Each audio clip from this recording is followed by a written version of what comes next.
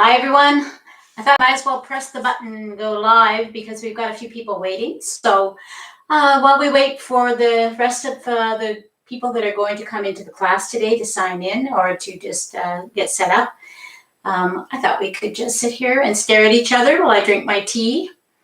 I'm just going to be keeping an eye on the board here to see if anyone is signing in as they come in. If you have any questions, this is a great time to send me a question that you might have so that we could chat about that while we're waiting for the class to start.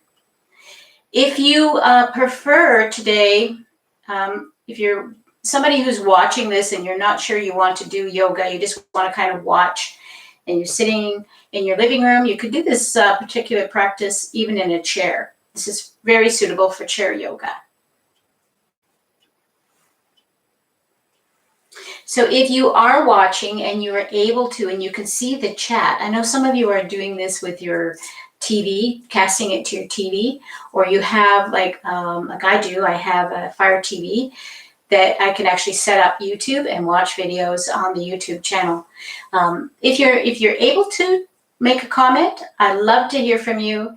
Let me know you're there. Otherwise, just relax and make sure you've got all the stuff you need. Make sure you've got your if you're doing it on the mat, make sure you've got your mat, maybe a blanket or a low pillow to sit on. A block is always handy to have in case you need it.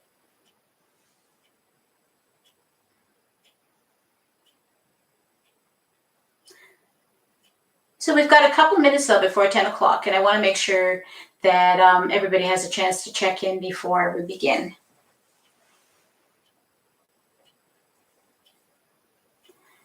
Hi, Chris. Chris from Virginia.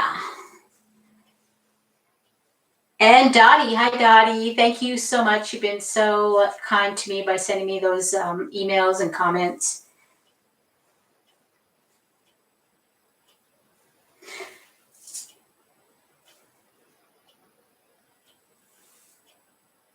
Seems kind of weird, just, you know, I always, this part is the part that I always find a little bit, you know, intimidating. The part where I'm kind of waiting for the class to start and I'm staring at a picture that I put by my camera so that I would get in the habit of actually looking at the camera and not looking someplace else. And it's like I'm talking to you guys, but like nobody's talking back to me, so it's kind of weird.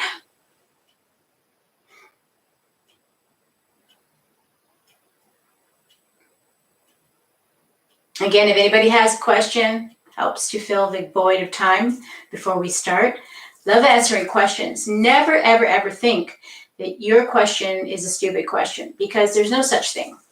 There's no such thing as a stupid question. It's just something that you don't particularly know or understand that maybe I can help you with.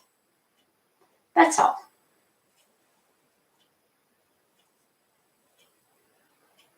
And for all of you that are signed in so far, I've recognized the names, and I'm sure that there's some of you that are watching this on your television that can't sign in, that I want to thank you again for everything that you've done for me this past week while my husband was going through the time at the hospital, having his stroke and having to recuperate from that.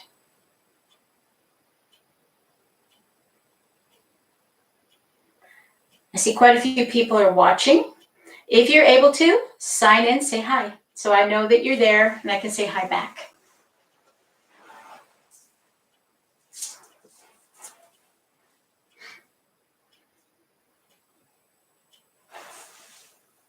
Hi, Alyssa. It's also good too if you tell me where you're living, because YouTube is an international media that I have people who send me messages from the UK, from South Africa, from Spain, from India, and from, of course, all across North America, both Canada and the US. And it's nice to know where your particular area is that you are living in so that I can get an idea how vast of a range of women or men, and there are some men that do watch the video, mostly women though, And how many of us have come together for this one purpose, to watch a yoga class together? Lynn, hi Lynn, in Thornhill. I'm assuming that's Thornhill, Ontario. People that are from Ontario don't always tell people in the rest of the world where they're from. They just think you're supposed to know. And I got Win from Winnipeg. That's cool. And I think it probably is very cool there today.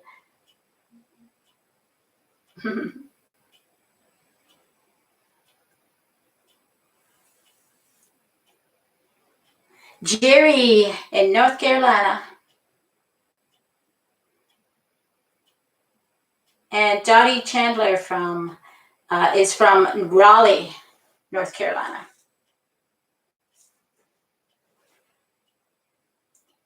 And Lynn, who is Alyssa's mom. Hi, Lynn. Today I'm good today. Today I'm good. The last few days it's been a little bit, I'm the kind of person that if there's a crisis, like I jump on it. I take care of it. I'm a rock for everybody who's involved. But then when everything is over, that's when I find that's when the shock of all that's happened hits me. It was like once my husband came home and he's sitting in his chair in the living room, and not completely normal, but mostly back to the way he was before. That's when I started to, feel the event, actually, of the enormity of the event. And I had a day that I wasn't feeling very well. I had a very bad headache all day, and I didn't feel well. My stomach was upset. But I think it was just my body allowing me to let go of all the stress and the tension that I had pulled in, and tried not to be too obvious to the world I was going through. Susan in Houston. Hi, Susan.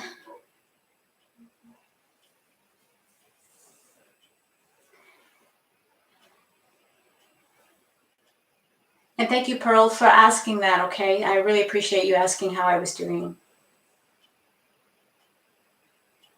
Sandy G, hi. And Helen B, Helen from the UK, in London. Well, we've got quite a few now signed in, so I'm going to begin because it is going in after 10 o'clock now. So get yourself situated on either a blanket. Sometimes I like to sit on a folded blanket, and because a bolster could be a little bit too high, or if you prefer, you've got a cushion, you can use a cushion. If you have one of these lovely bolsters, you can buy these at a company called Half Moon. And the company in the US only will give you a discount, and I'm going to get the discount code again, and I'll try to put it up hopefully after the video feed. I'll put it on the comments section down in the bottom, where we have the description below the video, and I'll give you the code. So if you're interested in getting one of these, but it's only valid in the US, not in Canada or the UK, not at least now. But they're an online company, and they have lovely bolsters. I've had this one. I've been sitting on this one and it's starting to show a little bit of for about 5 years. And it's in very good condition. And keep in mind, I was using this on a daily basis when I had an open yoga studio and I was teaching classes every day. So they are worth the money that you pay for them. I'm just going to get that out of the way, and we're going to set up.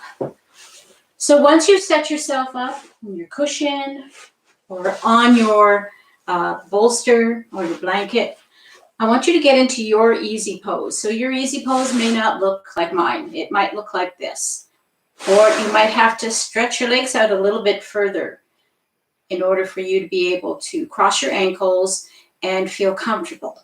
Now, if you're just beginning yoga and you're kind of in this particular position, and I know for some of you this is repetitive, but keep in mind that every time I produce a video or I do a live show, that there could be people that haven't had the benefit of previous instruction. So if you want to, you can shove little pillows or cushions here just to give you something to help support you underneath the legs. That's where blocks come in very handy. If you get a couple of these, they're not that expensive, the foam ones. The foam ones usually are in around the $10 range, and you can get them at Marshall's, and you can get them at Winners in Canada and places like that. And you can just allow your leg to rest here, or you can shove it a little bit more under the thigh. This is the best investment you can get. And if you get two of them, sometimes they come in twin packs, go for it, because you will always find, and I will always show you a way that you can use this to help improve your practice. So find your easy pose. And we're going to sit for a moment. It's important that we become in the moment. So make sure that you sit, close your eyes, take a few deep, deep breaths. We're going to breathe into the belly and out through the mouth, just to let those breaths come out. Inhale, pull your belly out as you inhale. Let it blow up like a balloon. And as you exhale, just open your mouth and just let it come out. Let your shoulders relax. I hope you can hear me okay. Can somebody out there, I'm just going to quickly look at the screen. Just let me know that this level of voice is good enough for you to be able to hear. So I know if I have to talk a little louder. Anybody, just let me know. Hi, Martha and Conway. I'd appreciate it if one of you just let me know. Yes, fine, good. That's the only thing, I don't have a way to sound check myself. So you're my sound checkers. And get back into our easy pose and just breathe, breathe, breathe. After you've let out a couple of those breaths, just start to focus on your breath. Breathing in, letting your belly expand. Inhale. And on the exhale through the nose now, just pull the belly back and up. Inhale and exhale. Let your shoulders relax. Be careful you're not starting to tense up here as you sit. Try to relax your body. If you need to shake it out a little bit, shake it out. Roll your shoulders around. And imagine that somebody is pulling on the hair at the top of your head, and we're just going to straighten up our spine a little bit, still allowing the shoulders to drop and relax.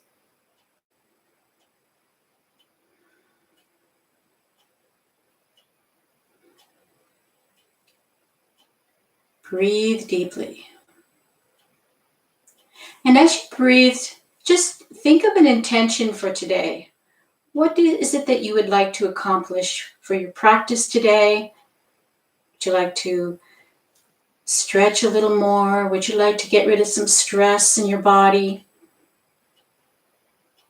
Just think about that for a moment.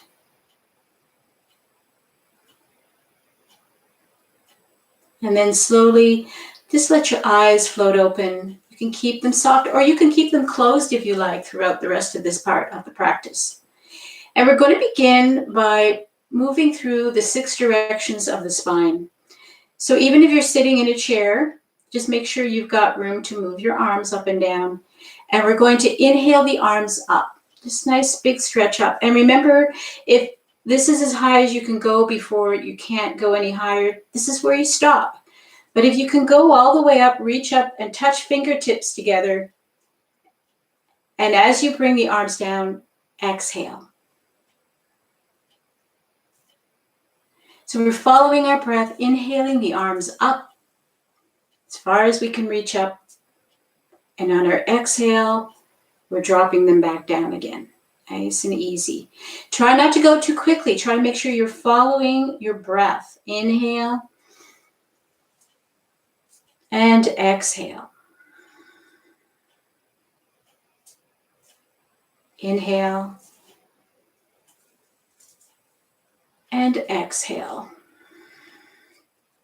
And we're going to hold here on the exhale, and we're going to stretch the arms. Reach away from you until you can feel the tension in your muscles. Feel the tension right from your shoulders right to your fingertips. Just keep stretching, stretching, stretching. And then we'll rotate our palms so they're facing forward. And without tightening up on the shoulders, we're just going to gently push the arms back as far as we can. This is as far as you can. When you feel like it's stopping, you can't go any further, rest here for a moment and just breathe. And we're going to drop our chin down so that we're resting it into the chest. And as you do this, you may feel the back of your neck start to pull and tighten. Only go as far as you can without feeling pain. Relax. Keep breathing. Remember, we're breathing in, breathing out slowly. And relax your hands down. Now, for some of you might actually have felt a little bit of that heaviness of the arms. That's a good thing, so don't worry.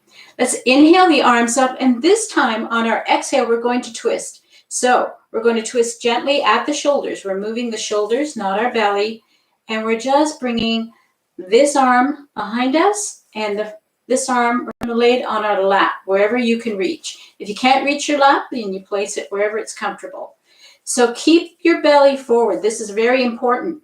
We don't want to twist. If you've watched my video on the twists for the spine, the reason why we don't twist down here is because this is more vulnerable, this area, to a twist like this. But the upper torso is designed to do this. So we're just going to push that shoulder back, push it back, keeping our belly forward. You can keep your face toward the TV right now.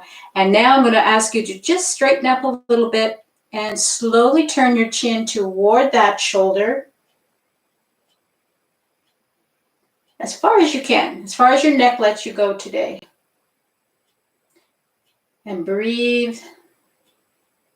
And slowly bring your chin back, and then bring your shoulder back into line up at the front. Inhale up, and let's do the other side. Exhale, same thing applies. We're just twisting at the shoulders.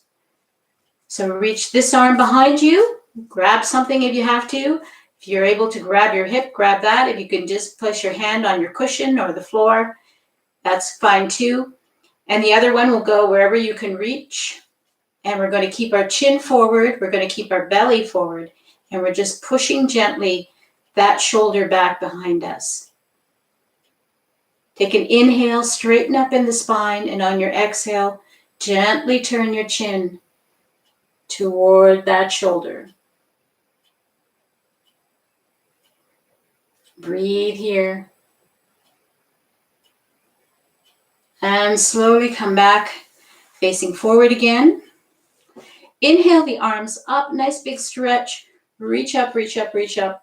As high as you can, even if it's just down here, just reach as high as you can. And we're going to bow to the earth. So if this feels a little bit scary, just drop your hands down, reach for the ground. Otherwise, if you feel like you can, just keep your arms up, your chest up, let your belly sink down.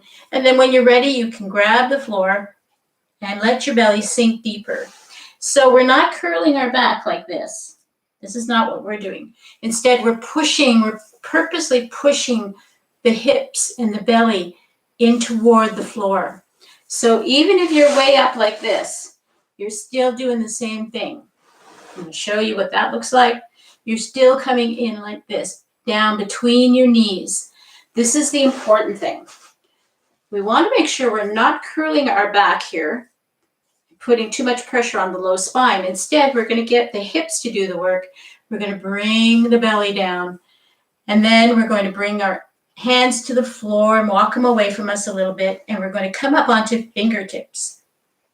So now we're going to give the lower spine a little bit of a workout by a little bit of twisting.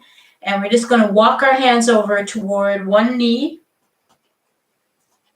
so that our body comes in line with the leg. And even again, if you're way up here, you're basically doing this. And then we're coming back across and over to the other side. And then we're going to walk back slowly to the center. And before we come up, we're just going to take an inhale. And on the exhale, we're going to push the belly down, and we're going to keep our chest up, and you're going to feel the stretch in your back down from the rib cage to the low part of your hip area. Walk your hands back nice and slow. Inhale the arms up. Nice big stretch up. One more time. Exhale. We're going to bring the hands behind us. We're going to either grab our hands if we can, or we're going to come back as far as we can, even if you can only come back this far. We're going to place our hands down onto the floor, or if you're able to, and you can grab your hands, you're going to press your fists down into the floor. We're going to inhale, lifting up the rib cage. So we're lifting up this part, lifting up those breasts, ladies. And we're going to push down into the floor so that we start to feel a little bit of a arching happening in around the ribs. Push, push, push. Take a deep breath here. Really open up your rib cage as you breathe. Open up your belly. And on your exhale, you're going to allow your head just to relax back as far as it will go and your chin to come up. Stretching out the front of your neck. You have a chakra in here that often gets tense and full of stress from us not saying what we want to say. And release. Inhale the arms up, high as you can go. And if you're able to bring palms together here, bring them together and pull down, coming toward heart center. If you're out here, you're going to come down like a goddess pose and then bring your hands together. So coming down into Namaste. Coming down. Now if your palms come apart because you're a little bit inflexible in the wrist, and when I first started, my hands were like this. That's how inflexible my wrists were. And eventually, as long as you're putting a little bit of gentle pressure here, eventually over time, your body will start to adapt to that and stretch out the tendons in your wrist. And we'll come back to Namaste. Take a moment, close your eyes just for a moment. And breathe. Notice how you feel. And we're going to shake out our hands. So we've been sitting with our ankles crossed in one position for a while. So I'm going to encourage you to switch. So whatever foot you had in front, bring it back. Whatever foot you had in the back, bring it forward for the next part. So we're going to be going through the body. We're going today. This is a full body and joint manipulation stretch. So we're going to go through the whole body. So most of the time we're going to be in a seated position. We will do a little bit of stuff on our knees, but we're nearly not going to be standing today. So make sure you're feeling very comfortable where you are. So we're going to begin with the wrists. And the hands. So let's just manipulate our fingers a little bit. Just wiggle your fingers. Starting to loosen up the fingers. And we're going to start to open and close from the big knuckle here in your finger. I hope you can see this, what I'm doing. Can you see that? So it's just where the knuckles are. We're going to open and close this part of our hand. And now we're going to make more of a fist. We're getting the fluid and the circulation going in the hands. And we're going to now stop and we're going to stretch the opposite direction. So if you like, you can even take your hand and you can pull against the fingers, trying to bend the knuckles in the reverse position. If you like, you can even do it one finger at a time if you feel particularly stiff here, or you feel like one finger has got a little more locked upness than the other. And we're just getting those knuckles moving here. So let's go the other hand now.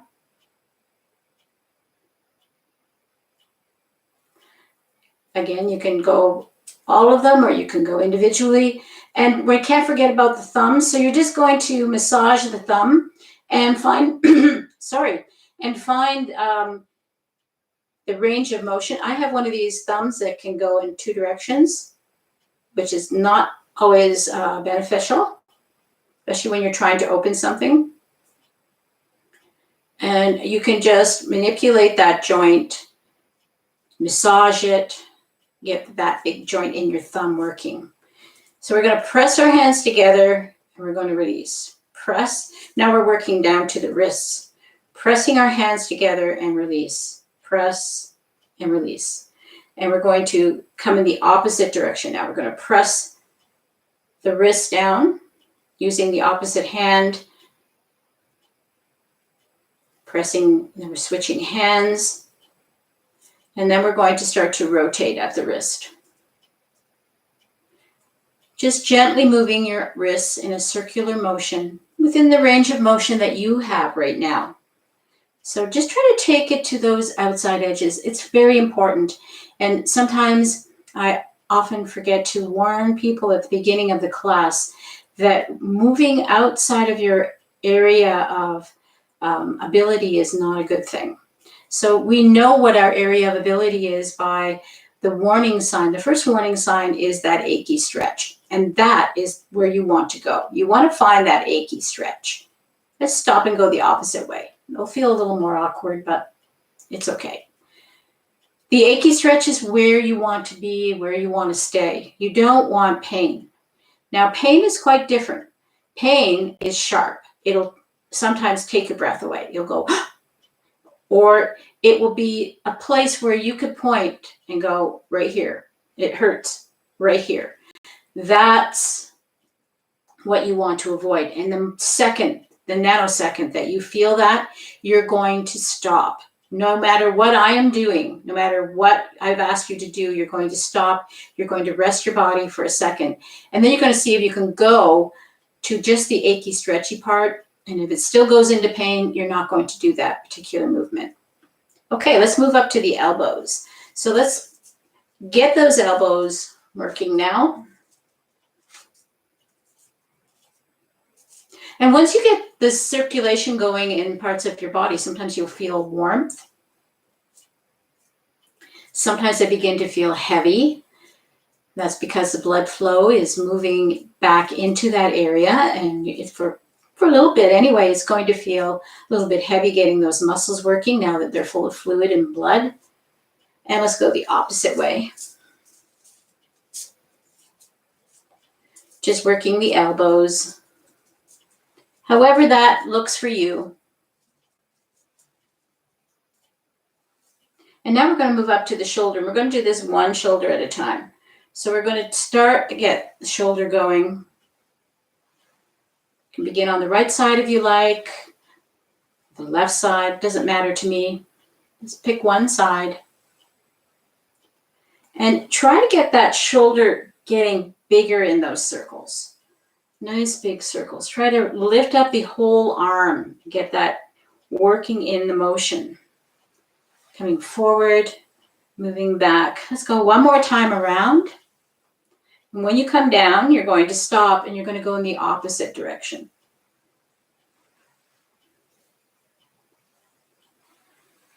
Yoga was designed not so much as to be a sport, but to be a complement to sporting or exercise activities that you would normally do.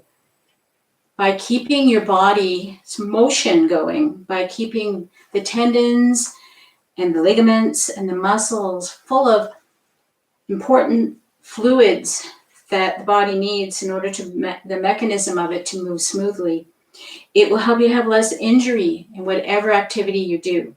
Okay, let's just relax that. Just take a moment, feel the sensation that's happening in that shoulder. And let's switch to the opposite side now. So start in one direction. It doesn't matter which direction even you go. You can go up and down, front to back. Just remembering we're going to switch direction in a few minutes. And notice that that side feels the same. Does it move as easily as the other side, or does it move easier, or is it stiffer? For me, this side doesn't move quite as well as the other side. I have an issue with my collarbone detachment that prevents me from getting a really good full range of movement in this side of my body, but hey, it is what it is. One more time all the way around, and let's go in the opposite direction.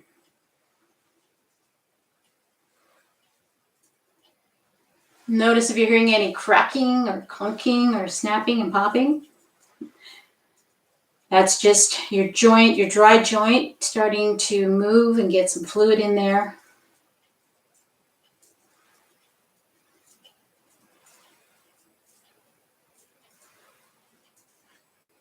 A couple more times. Try to go not too quickly. I was going a bit fast there, so I'm going to slow myself down.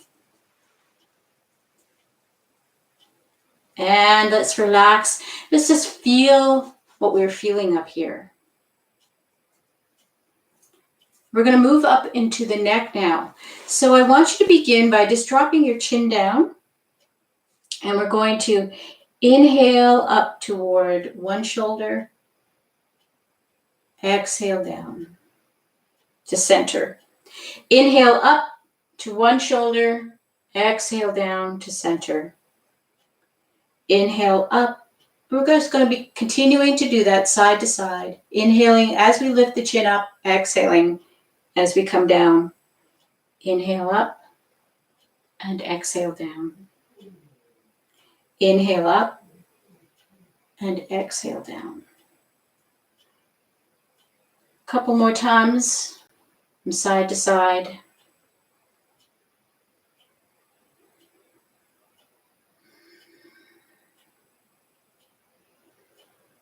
And we're going to bring our head up, chin up. And this time we're going to go back. We're going to drop the head back, chin comes up, drop your head back. Inhale to one shoulder. And this way you're not going to get the same kind of motion.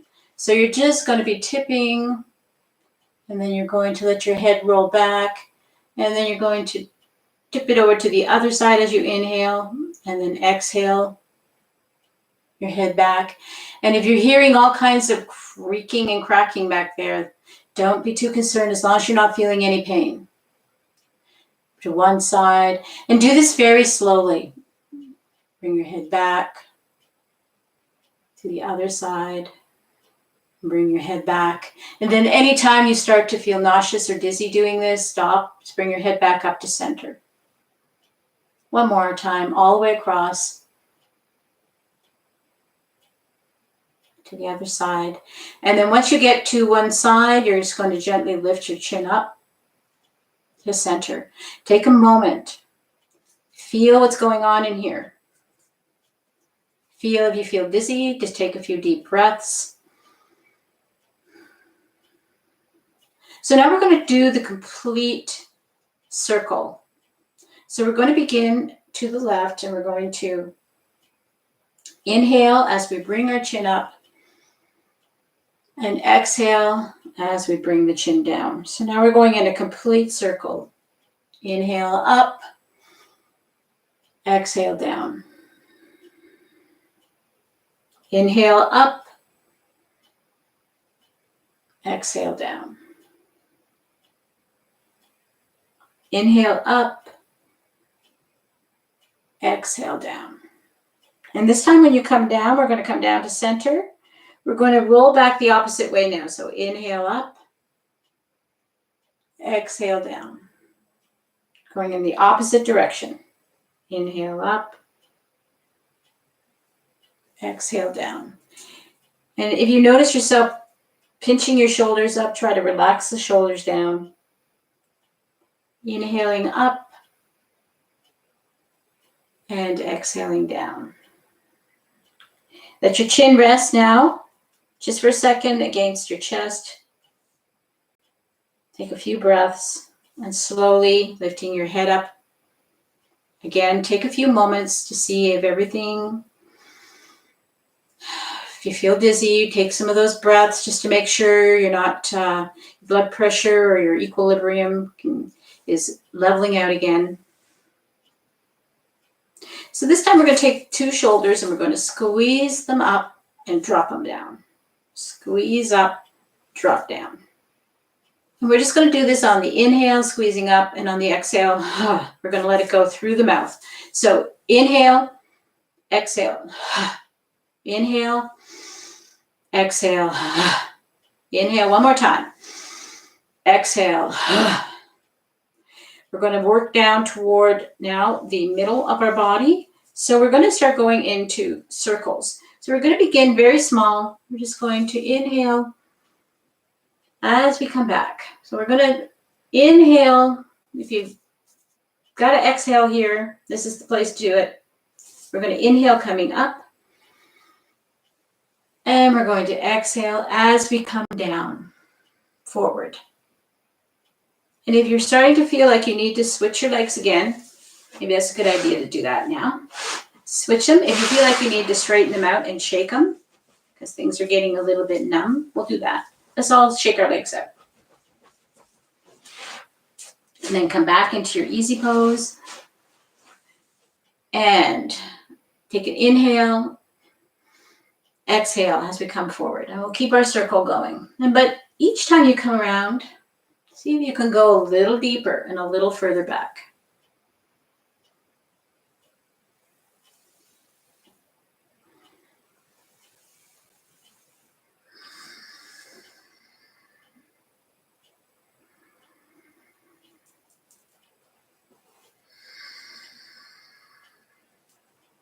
Making that circle bigger and bigger. Put your hands back here if you need to. Support yourself.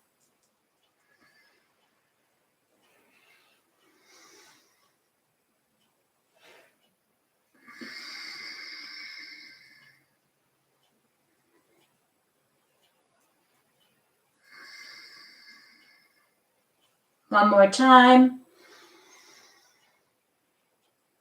And as we come down to center, exhale and begin to inhale and going the opposite direction.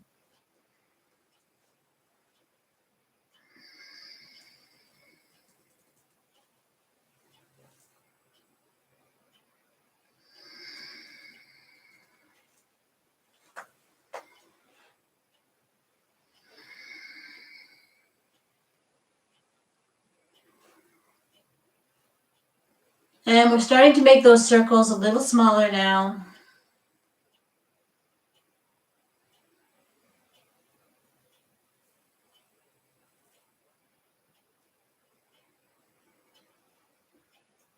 One more time.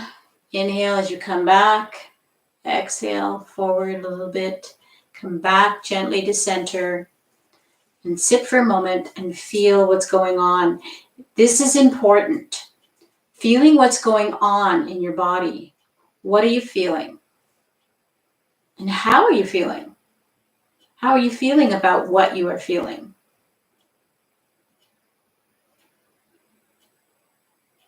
We're going to move down to the feet and the legs now. So shake out your legs a little bit. Get some circulation going down there.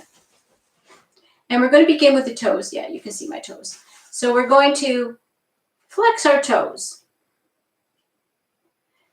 Our toes, our poor feet, they get so abused. And yet they are the foundation of our body. They are what keep us from falling down. We need to take care of them. So let's try to stretch our toes and widen out the toes. And for some of you, this might be hard. Things may not be actually happening. And squeeze them together. So tighten up those toes. Stretch them out and squeeze them together. Stretch them out, squeeze them together. And we're going to push our ball of our foot out, and then we're going to curl. So let's try to bring that motion down into this part of your feet. So by pushing that out. Now, you may notice my toe here. I don't know if it really shows up on the TV, but it doesn't bend very much. This was a frozen toe. I had a surgery on this knuckle, the big knuckle here. And because of that, it was immobile. But thanks to yoga, I actually got it moving, the hinge joint moving a little bit. It's very limited, but it moves. So your toes might be like that. Your toes might be curled. They might be crunched up from being in shoes when you were young that were too small for you. Whatever your toes look like, I don't care. Just try to move them. And if you don't feel like you're really getting any movement by doing it this way, then take your hands and move your toes. Bend them. Bend your toes in, pull them out. Bend them in, pull them out. Bend them in, pull them out. Get your hands in there if you have to. And now we're going to rotate. So you can open your legs up a little bit wider so you don't knock them. And we're just going to rotate at the ankle. Try to push the toes down toward the floor. Pull them back toward you. And just rotate as much as you're able to. We all start in the same place. When we begin yoga, our bodies are not flexible as they could be. So depending on you will depend on how you start. Naturally, we all have different levels of flexibility. Some people, when they're young, are very flexible. Some people, not so much. So whatever you're starting at, no matter if you don't look anything like what I'm doing, but you're doing what I'm asking you to do, you're starting yoga. That is yoga. That is what yoga is about. It's about taking you from there to something that looks more like what I'm doing. Stop, and let's go the opposite way. Rotating the ankle in the opposite direction.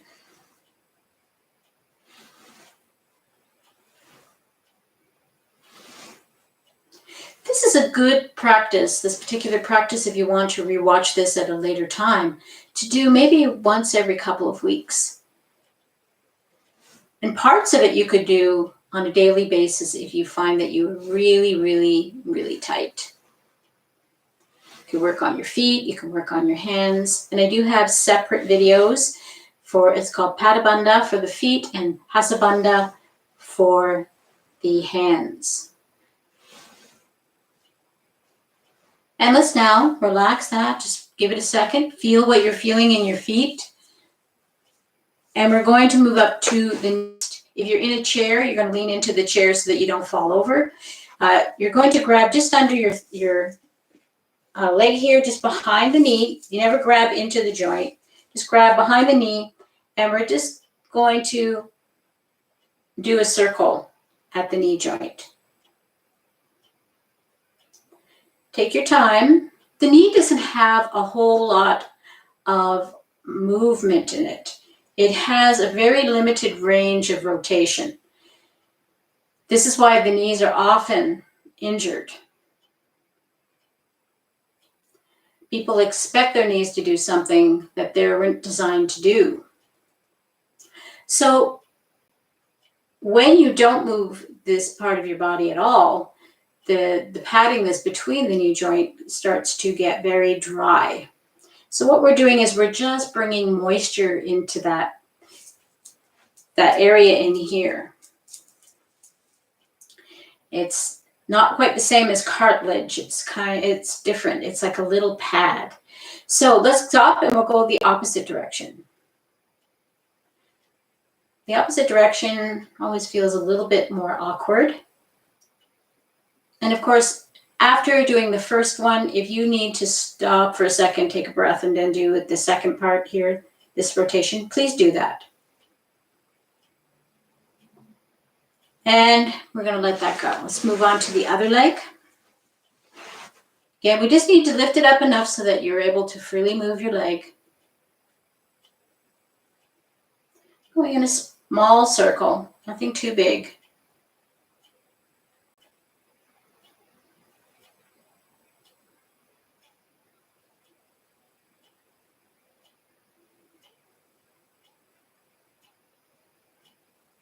A couple more times, and then we're going to switch direction. One more time around, and let's go the other way.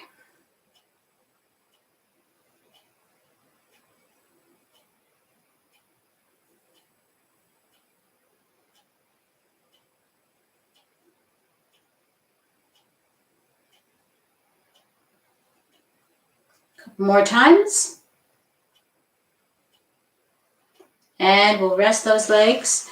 Just give them a second. Start to feel what sensation is happening now in around your knee joint. We're going to move up to the hip. So I'm going to get off my pad because I find that if I'm going to do this hip motion, that sitting on the pillow is a little bit unstable. So we're going to pick up our leg. Now, for some of you, you might be like this. That's okay.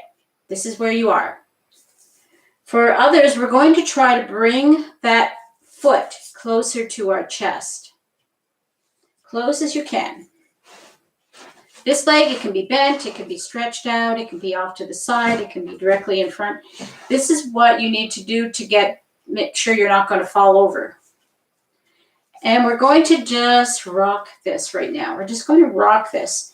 So I'm moving my hip joint. My knee is stabilized, my ankle is stabilized, I've got hold of my foot. So even if you're out here, we're just moving the hip joint. If you're able to bring this foot, if you're flexible in this area of your hip, you're going to try to bring your foot in toward the body. Now, don't put any pressure here. This is not what's bending. What's moving is the hip joint. I'm lifting my leg up, the whole thing, to bring it toward my chest. I'm not taking my foot and trying to ream it toward my chest with my knee way out here. So I would avoid doing that unless you know for sure that you are not moving this part of your body to get the foot closer, because you could do all kinds of damage. So we're just rocking our baby. Rock it back and forth.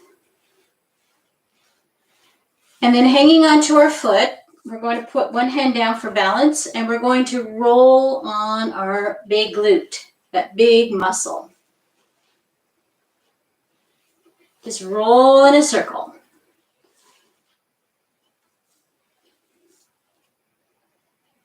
When I first started doing yoga and I did this particular rolling sensation on my butt cheek, it was very, very uncomfortable, like borderline pain. But now, no problem. I've squished that muscle so many times, it's used to it. But that sensation that you feel, if you're feeling it, feels like it's a very uncomfortable feeling rolling on that cheek. That's getting the fluid back into that cheek. We sit on it a lot, but we don't usually manipulate it a lot. It's like getting a good massage. And let's go the opposite way now. So whatever way you were rolling, just start going in the opposite direction.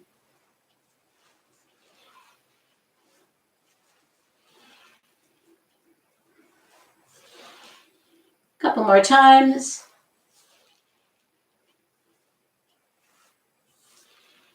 And come back to stillness. If you want to try to bring your foot closer toward your body, that's not too scary. You're going to grab under your knees, make sure your knee is coming with you. Take a deep inhale. And your exhale, you don't move your body toward your foot. You start to move your whole shin toward the body. Do it until you feel the intense stretch that's happening down in here, and then relax it down. You can shake out that leg.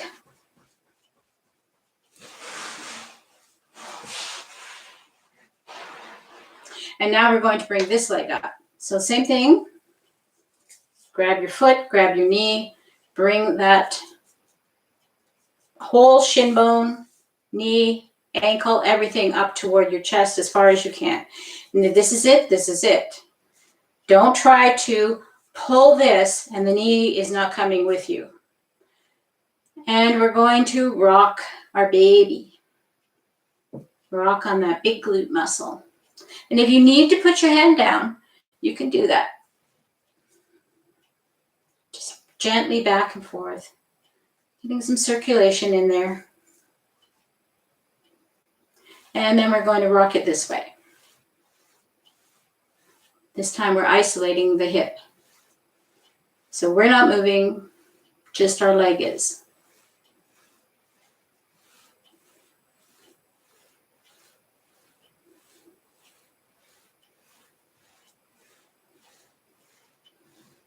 And now we're going to roll. So let's roll. Put your hand down if you need to keep you from rolling too far over. And get right in on that muscle. Ooh. Really squish it in.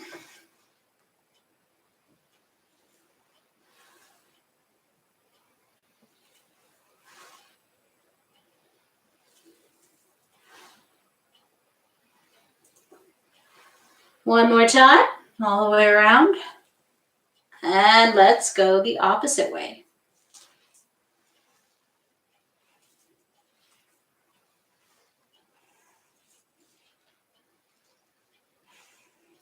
And while you're doing this, just breathe. Think about your breath. Breathing nice and deeply. The breath is so important. One more time, all the way around. And come back upright. And now if you'd like to, at this point, see if you can get that hip to come a bit closer. Remember, we're taking the whole leg and we're pulling the whole leg toward our chest until we feel the stretch happening in our hip joint. You should not be feeling it anyplace else. You should not be feeling it here, because if you're feeling it here, you're pulling your foot. You're not pulling your whole leg toward your chest. So relax your leg out, shake it out. Now we're going to come over onto all fours. So if you're in a chair, you can do this by standing beside your chair and placing the palms of your hand onto the seat of the chair.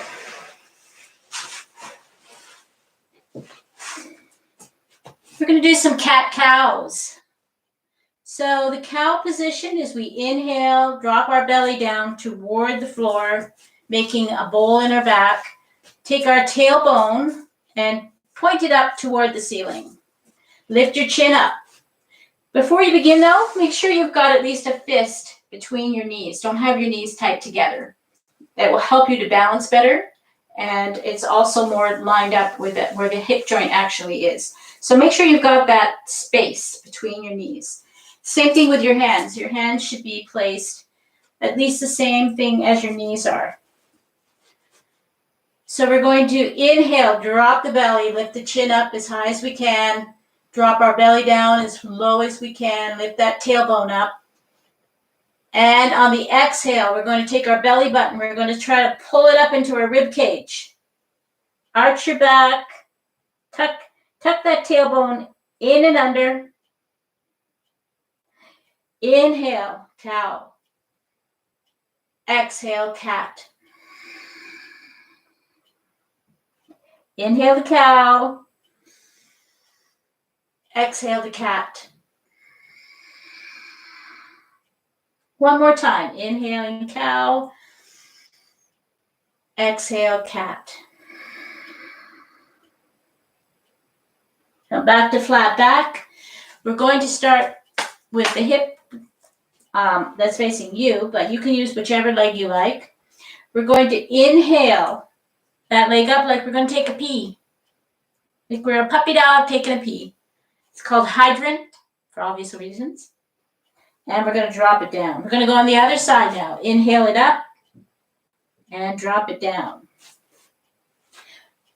Inhale up, just alternating sides, drop it down. Other side, inhale up and drop it down. This time we're going to inhale this knee up and we're going to come into a nice big circle. Stretch your leg back, tuck it in. And if you're finding this hard on your wrists, come down to your elbows.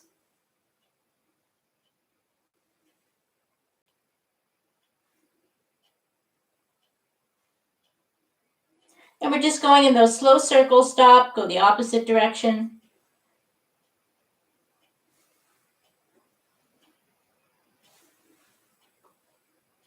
And stop. Switch sides. I'm going to turn around so you can see this side. Getting down on your elbows if your wrists are tight and sore. Otherwise, up onto the hands. And we're going to go in a circle.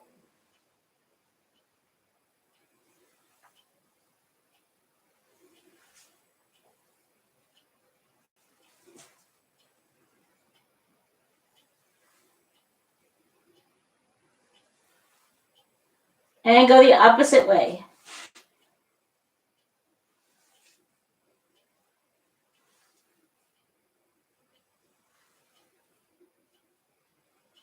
and come to stillness. We're going to come into child pose now. So I'd like you to open your knees as wide as you can. If you're on a mat, you're going to try to head for the outside edges of your mat. If you're in a chair, you're going to sit back down in the chair and open your legs up as wide as you can with feet flat on the floor. We're going to bring our belly down into the floor, toward the floor between the legs. So take a deep breath in and start walking your hands out. And let your belly drop down. And if you can't quite get down without your bum coming up, that's where you can have a block here. Just to rest your head on. Or you can have it a little lower. Or you can have it lower. Or if you're able to, stretch it out. Keep your bum down by your heels. You can hit the mat.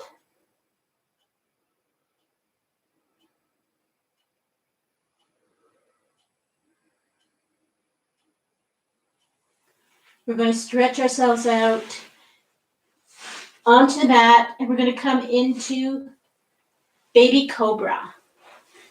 So baby cobra, the hands are by the shoulders. Legs are stretched out, toes are pointing out. And we're going to just gently lift up our head, push into the mat. Keep your elbows tight to your body, and then relax your head down. Inhale up and exhale down. Inhale up and exhale down. So we're just going to do this a couple more times. If you like where you are right now, you can stay here. If you want to add a little bit more stretch to your back, if your back is able to do that today, move your hands back to your chest. Inhale, keep your belly on the floor. That's important. Make sure your belly doesn't lift. Inhale your chest up, exhale down. Inhale up, exhale down. Inhale up, exhale, coming back down. Shake out your hands. Just relax here for a moment.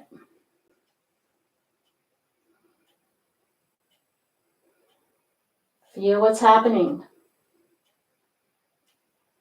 We're going to take our hands and we're going to put them right here by our thighs underneath between the mat and your leg. And we're going to do a locust pose, half locust.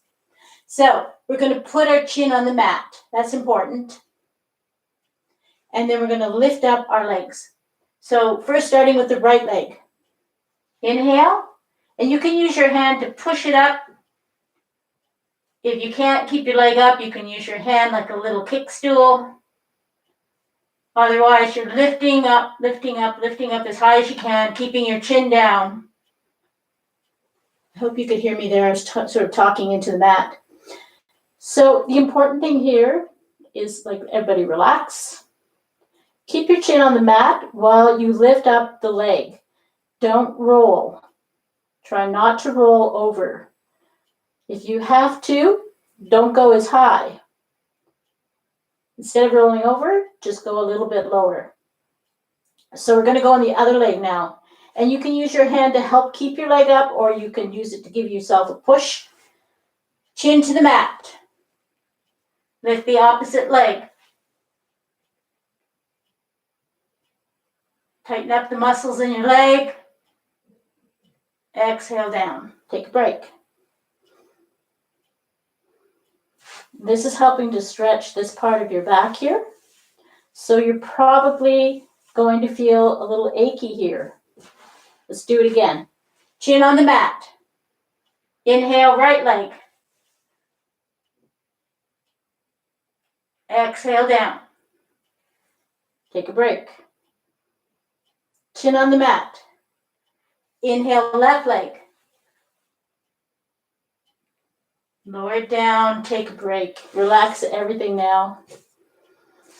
And when you're ready, come back up into your child pose. This time, if you prefer, you can have knees touching. Knees Come down into child pose. Stretch out your back.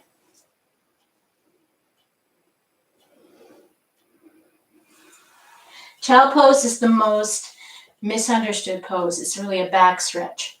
And a lot of people do this. Nothing is getting stretched here. Instead, we want to come down as far as or close as we can to our legs will allow us toward our heels, and then we want to start to curl the back down the legs. So if you're here and you can't do that without lifting up your bottom, that's when you have a block.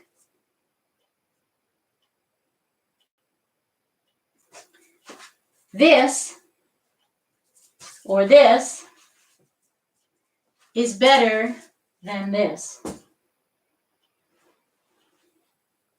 But eventually and ultimately, you're going to go for this. Grabbing the back of your feet, pulling the head and chin, tucking the chin.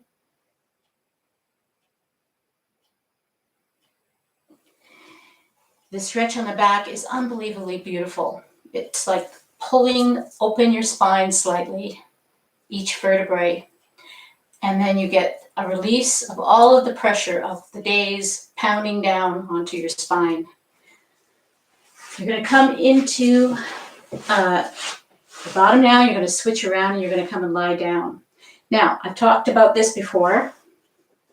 If you have a tight neck, you have a little bit, if you feel nauseous when you lay down on your back when you're in your yoga class, this is what you need. You need to have a little blanket that's folded up. And you don't want to go much higher than this. Just enough for your head to sit on and be more level so that you're not pulling on your cervical spine. You don't want to have a pillow. You don't want to use the bolster for this. Then you're going to be curled up in the same way you probably sleep, which is what's caused that problem. You want to get rid of that lump that's starting at the top of your spine. This is the way to do it.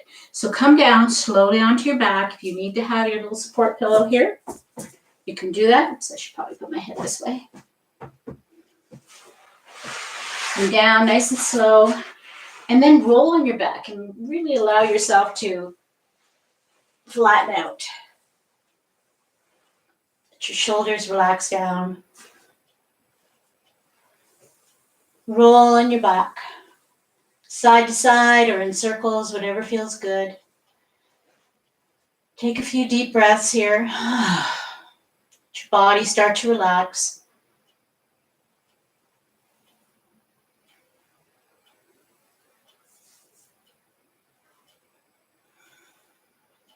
Drop your feet to the floor.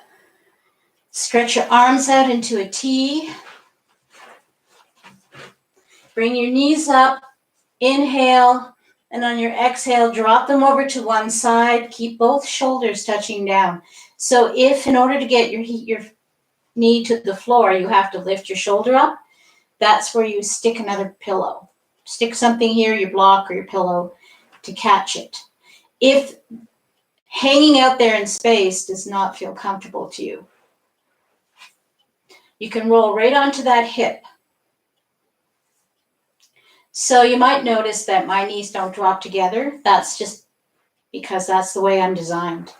This is okay. This is fine. As long as you can get one leg down on the floor, the other one doesn't quite follow, that's okay. And you can keep both shoulders touching, that's fine.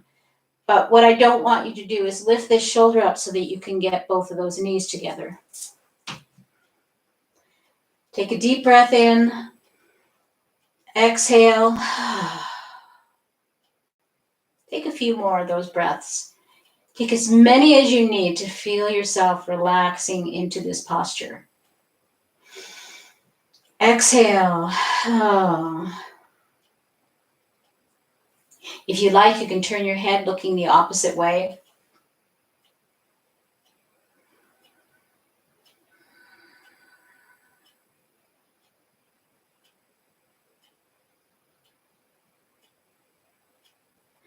Very slowly bring your knees back up. Rock on your back for a moment. And when you feel ready, drop the knees to the opposite side. Notice how it feels on this side. And if you want, you can look the opposite way if that feels good for you. Take those deep breaths, releasing all the tension.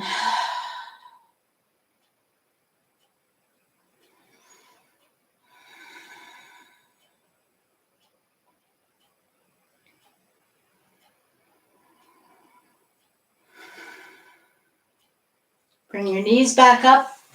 Hug yourself. Yourself a big hug. And now stretch out for your Shavasana. Shavasana is so important. It's one of the more important postures. And it's a very difficult one. Because this is where we're alone with our mind. For a few minutes, we're going to try to calm it down. We're going to try not to think about anything. We're going to try to not do anything. Let's take some deep breaths. Inhale through the nose. Exhale through your mouth. And just every breath, let your body, let it go. Let it relax. Let your muscles relax. Let your feet relax. Let them flop out to the sides.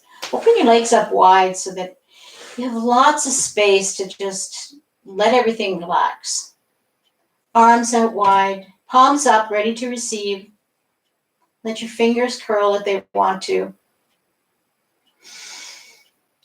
Let your shoulders melt down. Let your jaw relax. Let your belly relax. Take a few more deep, deep breaths in and out. And then let your breath become natural. Stop thinking about breathing.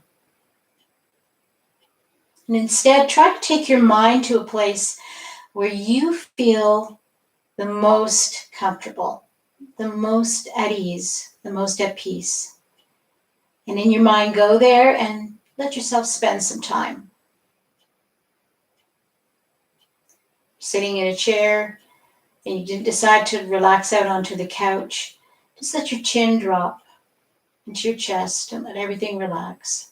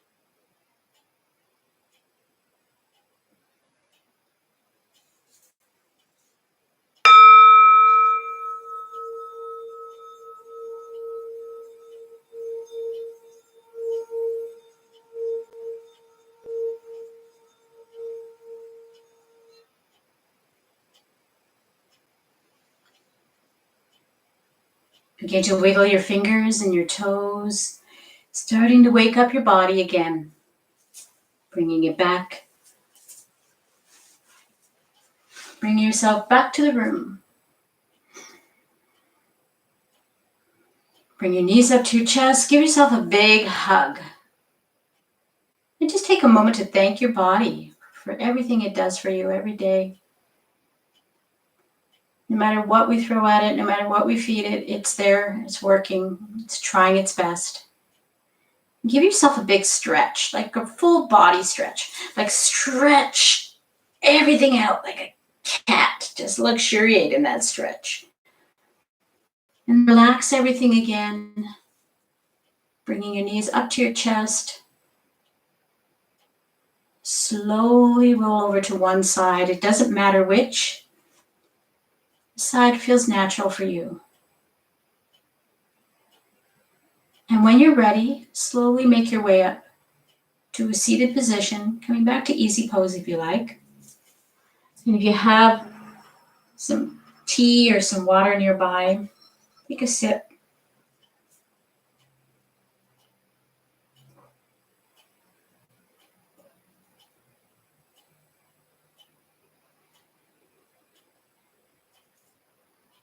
This is a special cup for me. I'm going to share the story about this cup. About 6 years ago now, my daughter was pregnant with my first grandchild. We were going to name him Charlie. And Charlie was almost full term, but something was not right with Charlie. Charlie, we knew when he was in my daughter that he had problems with his lungs. And we hoped that we would be able to see him be born and to have developed his lungs enough that he would be able to breathe with assistance. But unfortunately, that wasn't the case. When Charlie was born, he couldn't breathe. His lungs were filled with a mucousy fluid that blocked up them being able to get it out of there in time. So he passed away. So the symbol that we have for Charlie is a butterfly. And we have butterfly things that we bought that remind us about Charlie. And one day I was in one of those stores, it's like Marshall's or Winners, and I came across this cup that was on clearance. And lo and behold, the cup, I hope you can see this, has a beautiful butterfly here on the plate and also at the bottom of my teacup. So this cup became part of my yoga practice. It is always in front of me. Usually you'll see it when I do the videos. Sometimes it's sitting up on here on the table. But if I'm doing a class like this, I always have my tea in my cup. And this reminds me about our little butterfly in heaven, Charlie.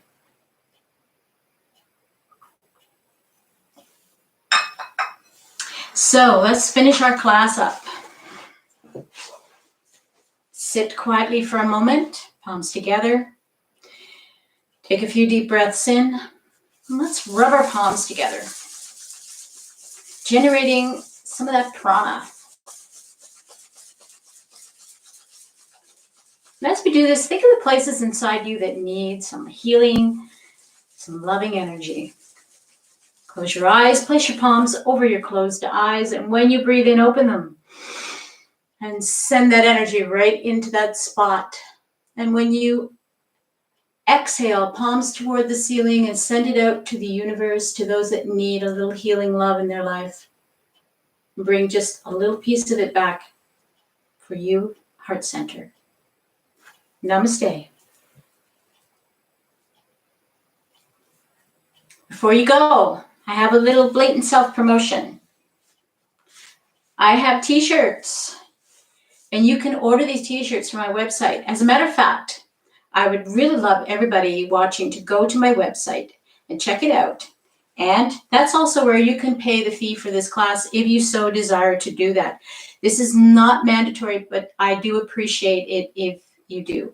It's $5 fee, or you can pay more if you like. There's lots of options in the patronage page. But there's also a page that will take you to being able to buy a t-shirt on Fine Art America, or a mug, or a pillow, or any of that stuff that's got my Buddha, which I painted, by the way. This is my artwork here. And also on my website, there is on the drop down for, there's a few tabs that are across the top. Then it says more, and you drop it down, and at the bottom, it's newsletter. So some of you did receive my newsletter. If you did, and you're on the video today watching, please send me a quick message and let me know you got the newsletter. If you haven't signed up for the newsletter, please do so, because I would like to let you know of upcoming videos, upcoming classes, other things that are happening in the yoga world. Also, I would like to be able to give you some tips and tricks that are more, not so much something that would show up in one little video, but things that you can think about doing in order to further your yoga practice. So if you have questions, now's the time. I'm going to be here for at least another 10 minutes answering questions if you have them. So I'm going to move myself over with my cup of tea to the computer. And I want to say thank you very much to Tammy. Tammy, you got up really early to be here. I'm impressed. And the fact you were a little bit late, I forgive you, because Seattle, Washington is 4 hours behind us in time. So what time would that make it there? It would make it like 8 o'clock in the morning or something now. 7 o'clock in the morning. So thank you for taking the time to join me.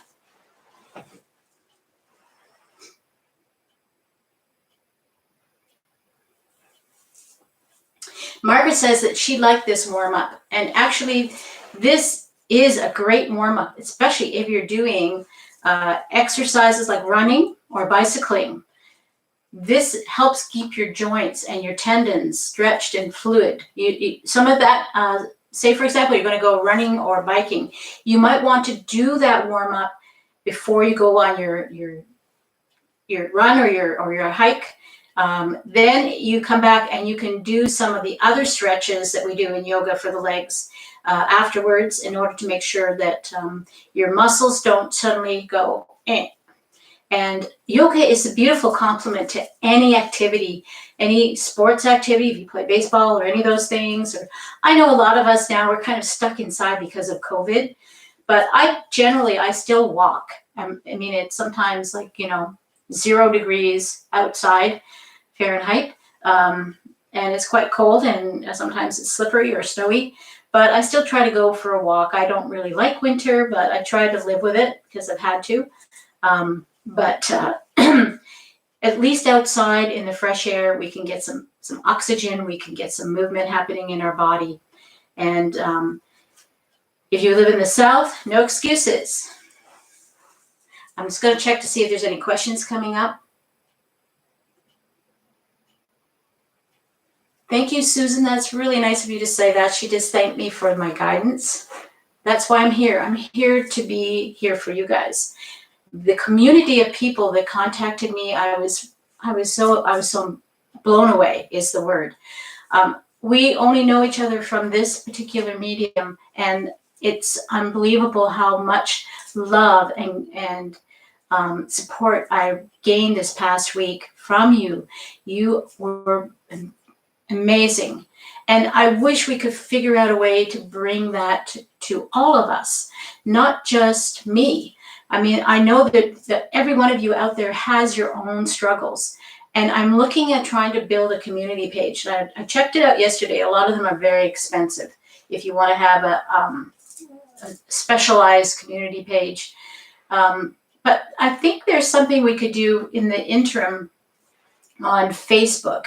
I think you can get a community group or a group page on Facebook. So perhaps that would be the first thing we could do, just to see, get it off and going, and then we'll see what we can do after that. Tammy says it's 8 o'clock in Seattle.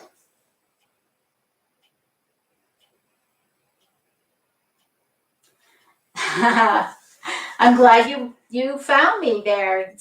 That's great. We do this every Tuesday, Tammy. So every Tuesday morning at 10 a.m. in Eastern Standard Time. So that would be probably around 7 a.m. your time. We have a live yoga class. So if you're up and you fed your dog, join us. So no questions so far today? I know last week we had lots of questions, and I really enjoy answering your questions, no matter what they are. If you have any thoughts about that community page, please message me. Message me on, and if you haven't already, I have Instagram, I have YouTube as well. I have Facebook as well, and I have my website. And you can message me, you can email me, you can contact me through all of those, and I read them all. I read them all and I try my best to answer them. I didn't answer everybody last week because it was too hectic for me and too much going on, and I was very stressed out about my husband. But I tried to at least give you a little heart. And if you do have questions, I answer them. I always do.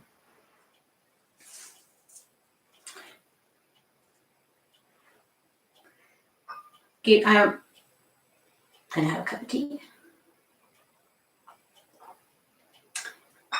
I hope you liked the singing bowl today.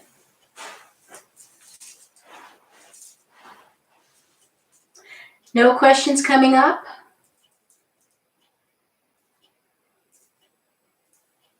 Thank you anyway for joining me. I know a lot of you are on your TV and you can't access it and type in stuff. So, a couple of things to remember. Every Tuesday, 10 a.m. Eastern Standard or New York time, we are live. Go to my website, sign up for the newsletter, and you'll be notified of all kinds of things that might be happening that I can notify you of. And if you're interested in a t-shirt, you can get one from Fine Art America. Now in Canada, I'm not too sure. I know they ship internationally. I'm not too sure if there's shipping charges involved extra on that, what it would be or how long it would take. But if you are in Canada, you can always contact me directly and I'll see what I could do for you by getting some printed up. This one I had printed up myself from a local printer.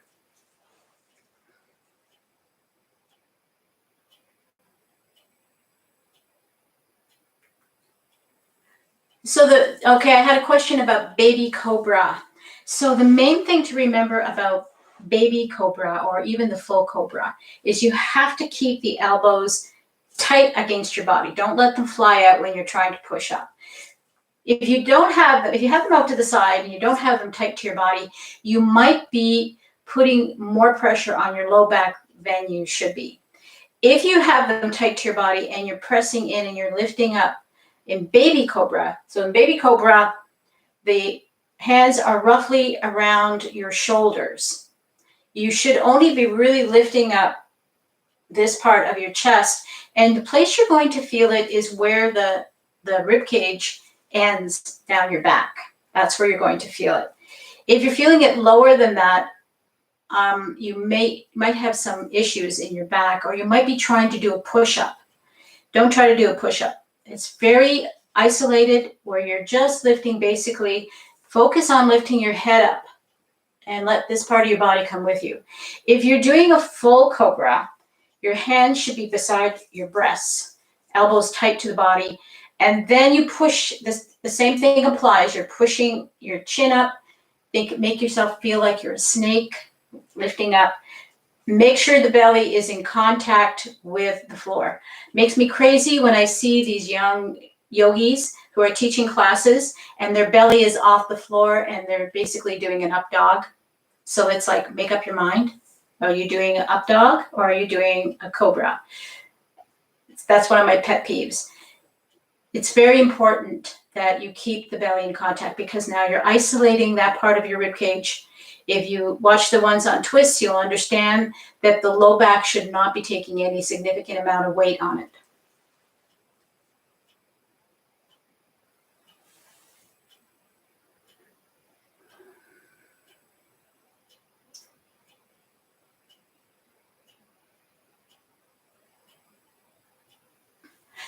Okay, the question was she can't keep her legs crossed, not even at the ankles? Not even at the ankles? This is from Christine. If you can do this, you could probably also do this. This is pretty much where I started. Then what I did was I worked on bringing my heels a little closer. And then I worked on just allowing softer things under here. You can put 2 blocks. If you're like this and you're feeling really tense there, you can take, I don't know if you can see that from that side. You can take your block and you can shove your block like right in here to help support the knees. The problem with supporting the knees too much is that you're not allowing the stretch to happen in the groin area, which is what you need to get stretched. You're tight here. in here. So the hips have lots of tendons that are wrapped around them. And usually what prevents you from letting your knees relax out is the tension in here. So hopefully that helps. As long as you can cross your ankles. It even hurts at the ankle. Okay, you had a hip replacement. So diamond. That's fine. If you can do this, that's where you're going to begin. That's fine. Just be very mindful that you're not over supporting yourself so that you're not allowing things to stretch out. So even if you're here, this is cobbler pose basically. And eventually you should be able to start to stretch things in here so that you can let your knees, the weight of your knees, start to pull you toward the floor.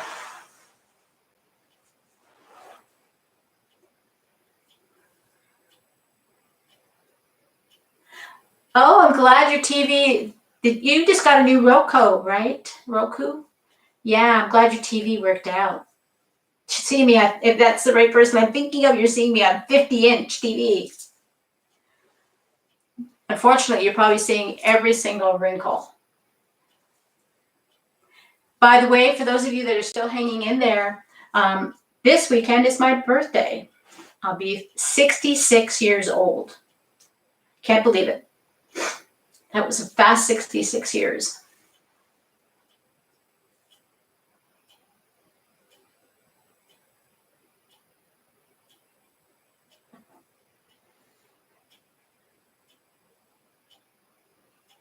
Cramps in my feet. Yes, I do often. That happens. That's for two reasons. One reason is the tendons are tight, and that it probably is more the next reason I'm going to tell you. One of the reasons why we get cramping in our feet, and a lot of us, especially as we get older, we tend to have to take blood pressure pills. And blood pressure pills have a thing that they do where they make you have to go pee to get off extra fluid. While that extra fluid is coming off, it's taking away some really important minerals out of your body along with the pee. And one of them is magnesium. You can get magnesium citrate, it's in a powder, or you can get them in tablets. Magnesium will help. And also if you can also get electrolytes that have, besides magnesium, have potassium. You can also take potassium and magnesium together. It's to do with the impulse of the electro thing that goes through your nervous system. There's lots of big words. I'm not thinking what the big words are today right now. But basically that's what's happening is your mineral balance in your body is a little bit depleted. That's the number one reason we get cramping in our legs, in our feet, especially that one where the foot does a little kind of claw thing. That's it. So think about getting those supplements. Get some magnesium citrate or potassium pills. If you're taking blood pressure pills, for sure you should be taking those. If you're not and you're having cramping, you could try the magnesium alone for a while to see if that helps with it. I have to take magnesium every day because of that particular, also because of the diet I'm on. I need to make sure I'm getting enough minerals as well. Thank you, Tammy. Thank you. She just wished me happy birthday. Oh, everybody's wishing me happy birthday now.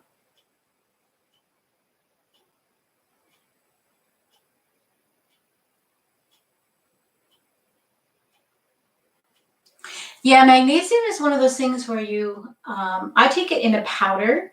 It's called Calm, Natural Calm. And it's one of those things where the powder, you mix it in water and you have to be able to tolerate it. So sometimes, if you're taking it in a pill form, it's maybe not that big of a dose. So I recommend the powder because you can put it into a glass of water, stir it around. It comes in different flavors. they're all sour, trust me. But you just drink it down, almost tastes like sucking back an Alka-Seltzer from the old days, only a little more pleasant. And you put 1 spoon in, and tomorrow, if you could think, you try 2, and if you can tolerate that, you'll know if you hit too much because you'll get diarrhea.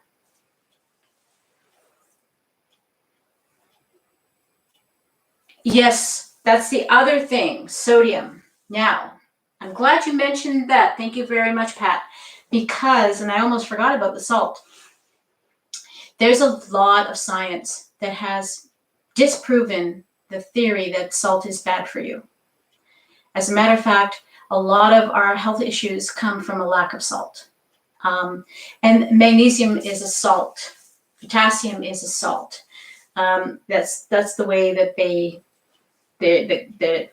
mineral themselves are a salty mineral. Pat just mentioned that she takes Gatorade. Gatorade is okay in small quantities because, it's really designed for somebody that just ran a marathon or played a hockey game. So be careful you're not taking too much of that, because also too it has a lot of sugar in it. But salt is very important. There is a threshold of how much salt is too much salt, and how much too little is going to be adverse to your health. So Google it. Google salt for health. There's a lot of actually really good, I'm trying to think of who, I think it's Dr. Ken Berry on YouTube, who talks about salt. He carries around a little salt shaker, and he makes sure that he takes in his daily quota of salt every day. Of course, you need more salt if you're more physically active and you're sweating, because you're going to sweat it out. If you're taking medication that makes you pee a lot, you're going to pee it out. So you have to replenish your salt to keep healthy.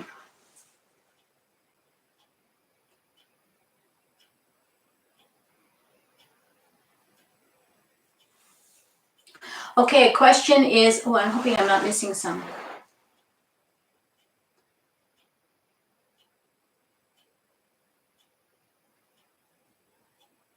Just give me a second. Okay. How long should you roll on the hips? Not less than 3 times and not more than 10. Does that help? Remember, basically, you'll find that someplace between 3 and 10, you're going to feel that muscle not feel so bad. You're going to feel it relax a little bit and feel more soft and more pliable. And that's what you're going for. You're going for the change. You're going to feel the change in the muscle. It's going to be different. It's going to evolve that sensation.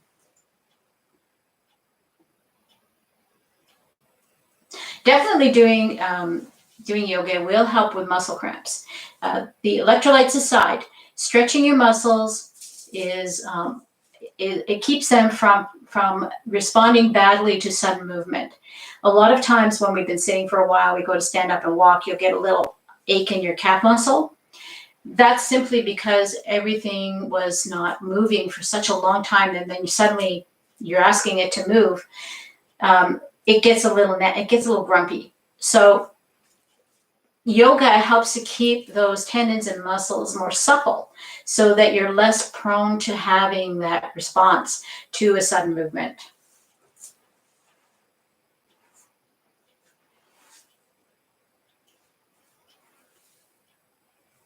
Tammy, you're a keto, so am I. If you go to my website, you'll see Healthy Living page, and it gives you a brief synopsis of my discovery of what the ketogenic diet can do for you. I'm not keto carnivore. I'm a keto. I eat lots of green leafy veggies and berries in my diet, and I went from 143 pounds down to, right now I'm sitting at 117 pounds. Now I'm only 5 feet tall. So that 26 pounds looked big on me like that. I had it all in the belly too. It was mostly in the belly and in my face.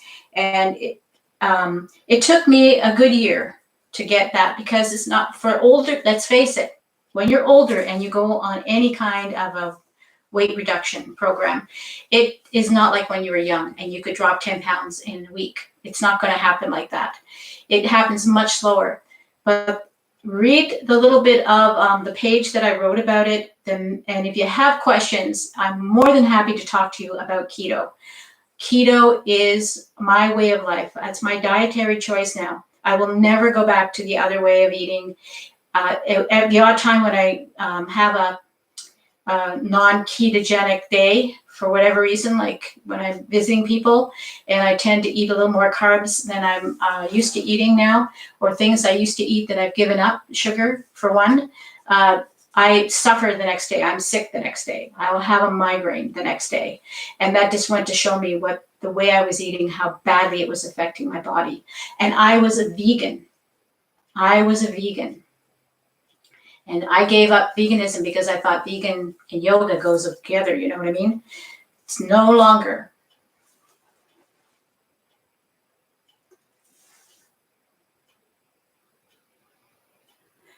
Yeah, Tammy, it's a lifestyle of eating now. Once you've gone keto, you realize that keto is a lifestyle.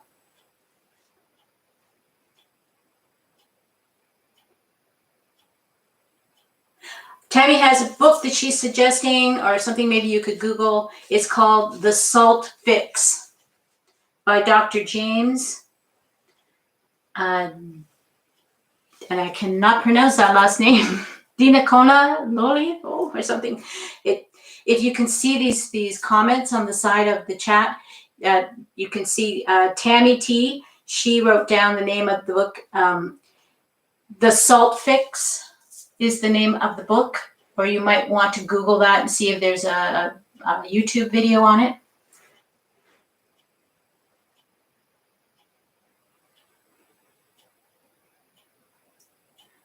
Hi, Patricia in Dublin. Hope you caught it. I hope you got to watch the whole thing. Can you imagine? She's watching us from Dublin, Ireland. Thank you so much. It's so amazing that this is reaching out to so many women across the world. I'm so happy. This is cool.